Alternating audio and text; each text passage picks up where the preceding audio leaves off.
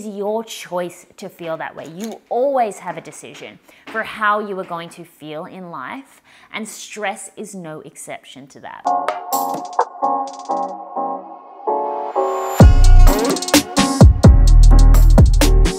Hi everyone, and welcome back to The Business Bar, the only place where we serve you delicious drinks as well as delicious business and life advice. My name's Erin, I'm a personal branding strategist and online business mentor. What I wanted to talk about in today's episode was how to stop feeling stressed. You know, stress affects so many people in so many different ways, and specifically us entrepreneurs, stress can really hold us back from performing at our best, which is what we need as entrepreneurs. We need to be on, we need to be moving forward, and stress can really slow that down. So that's what I'm gonna talk about today, how to stop feeling stressed. And I have paired stop feeling stressed with a delicious non-boozy mojito. So a mojito is obviously a beautiful drink, but when you take out the alcohol, I think this is a delicious beverage. It's so beautiful for a nice summer's day. It really gives me that kind of tranquil spa vibes, because what you would have seen me do is just put the lime in the cup with a little bit of sugar syrup for that naughtiness, as well as some mint, and top it with some sparkling water. You could use soda water, you could use mineral water, but it is absolutely delicious, and top it with some beautiful mint and garnish as well. If you did enjoy today's episode, I would absolutely love for you to let me know what your favorite part was in the comments below. And of course, if you are new around here, please do become a regular by subscribing to the channel. So when it comes to stress, I've got a few little areas that I want to discuss, and I'm going to give you some really tangible things that you can do to stop feeling stressed all the time. But the first thing that I want to draw your attention to is the fact that stress truly is a choice. The way that we feel, the way that we respond to our environment is completely up to us.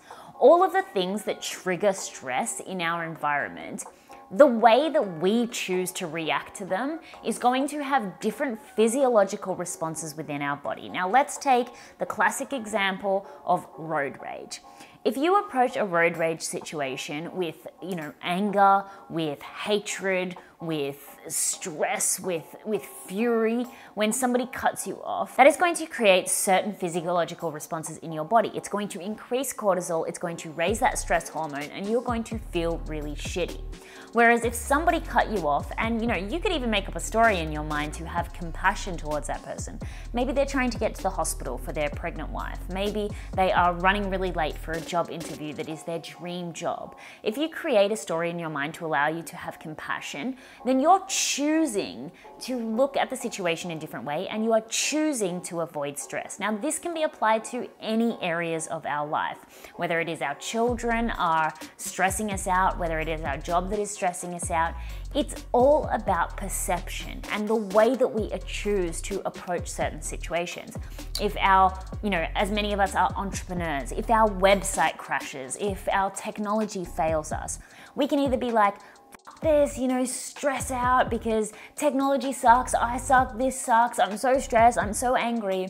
Or we can flip our perception and be really appreciative of the fact that we can even run online businesses, that we can even connect with somebody in a second from the other side of the earth. Now, gratitude obviously comes into this, and what I suggest that you do is that you start to have a daily gratitude practice, and the things that generally stress you out, whether it's road rage, whether it's your children, whether it's time, whether it's your job, whether it's technology, all the things that stress you out on a day-to-day basis, start giving gratitude for them. Be thankful that you have children, because a lot of people can't.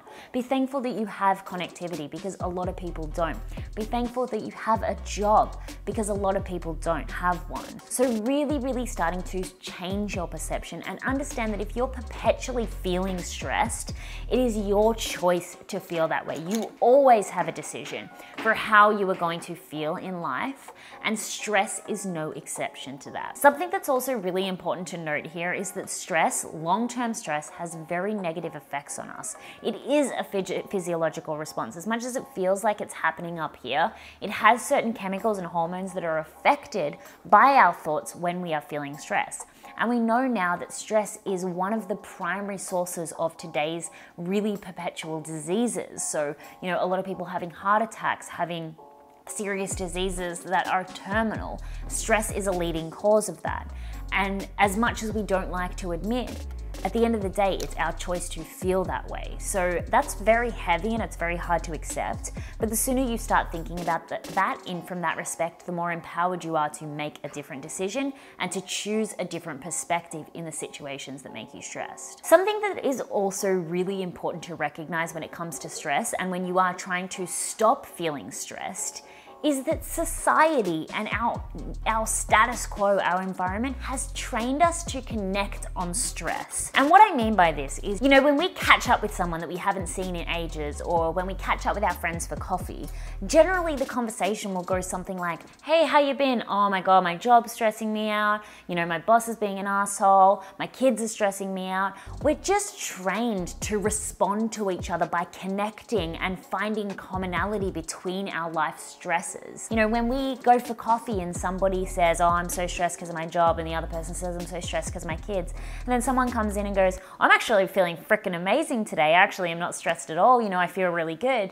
That person's the outsider rather than the person who's bringing the stress to the situation. So we are trained to connect and we feel comfortable when we are all dwelling in our life stresses. What you need to do is be courageous. You need to be the person who breaks the cycle of the perpetual set stress dwelling. We all know that we are a product of the people that we surround ourselves with. We know that we are part of a cluster, and the more that everybody is feeling stressed, the more that everybody's gonna feel stressed.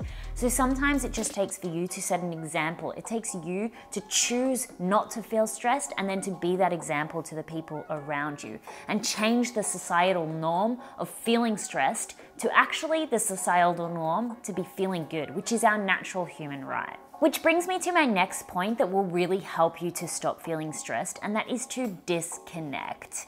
And I love social media, I think it's so important, but I really think it does have a huge effect on our physiology. Now, I'm not even gonna dive into how it affects our emotional state, because of course, when we're constantly comparing ourselves to other people, which I've spoken about quite regularly, when we're so switched on, when we've got all of this content, all of this stimuli constantly firing at us, that makes us feel stressed. But even beyond that, just the blue light of our technology has negative effects on our physiology, which leads to stress in the body, long-term stress in the body. We're not supposed to constantly be staring at artificial light. We're not supposed to constantly be staring at blue light. And this can really affect the way that we feel. It affects our emotions and our hormones. So disconnect for a little while, put the phone down and actually get outside. Vitamin D, which comes from the sun, is a really important element to have as a part of a healthy lifestyle. But so many of us don't even see the light of day. You know, I actually have gone 3 days in a row without even getting outside. And that really does affect our mood and the way that we respond and react to situations. So put the screen down. If you find that you're feeling really stressed, put the screen down, go outside, spend some time doing some things that you really enjoy. I don't even want to mention meditation because of course I talk about that all the time on this channel, but meditate for a little while. It's huge for being able to just reduce that stress that's going on in the body and come back to your natural human state, which is one of joy and not stress. And then my final little piece of advice is to have a self-care practice. And I've actually created a video that's all about self-care. I don't just mean going off and pampering yourself or painting your nails. I'm talking about real things that make you feel good. So I'm gonna leave that linked here, but having a self-care practice is really important for reducing your stress. So those are my advice, tips, and pieces on how you can stop reducing your stress. Please don't take this lightly. If you are perpetually feeling stressed, then it can be serious and it can have serious implications. So make sure you are dealing with the situation. But that is it from me. Thank you so much for joining me here at the Business Bar today. I hope you're walking away drunk with knowledge and empowered to take action on your dreams. And of course, if you are new, please do subscribe because I'd love to see you next week. I really appreciate your time and I'll see you in the next one. Cheers.